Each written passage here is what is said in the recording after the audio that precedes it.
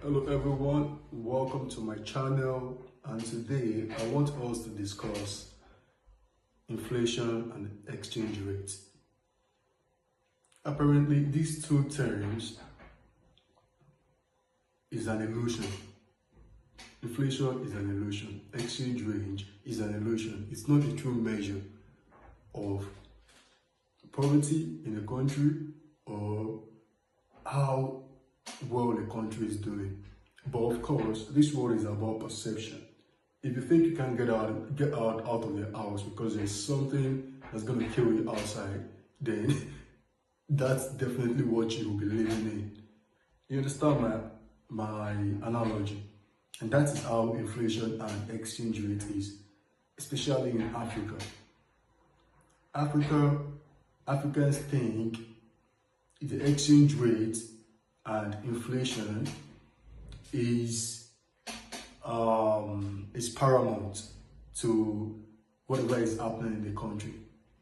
But I'm telling you for free that it is an illusion. But of course, even an illusion has great influence if you believe in it. And we've been made to believe in all these jargons for a very long time, and we still believe in it. And let's not blame the politicians and everybody in the government, because it is still the people that get to this stage. It is the average knowledge of the people that reflects in the politicians. Because if people keep screaming, oh, inflation, oh, this, don't get me wrong, there is an effect of it. But we only have the effect of it because in general level, and in national level, the government sees it as a negativity. And I have a proof for it. So let's consider South Korea and South Sudan, the country with the highest poverty rate in Africa, and South Korea. South Korea, of course, we know they are living fine in South Korea relatively to Africa. So now let's look at the exchange rate of South Korea. The exchange rate of South Korea is 1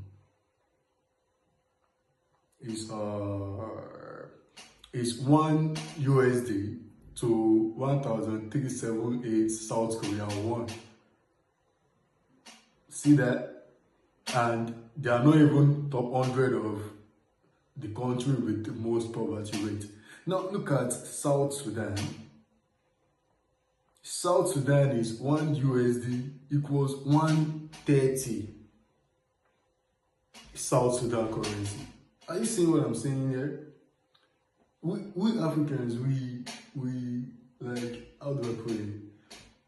We focus on all these values because we don't focus on the main core values. Let me tell you something about inflation. It doesn't matter how much they sell a plate of food in your country. The main issue is, are you able to afford it? So you have to, the government has to understand and has to make the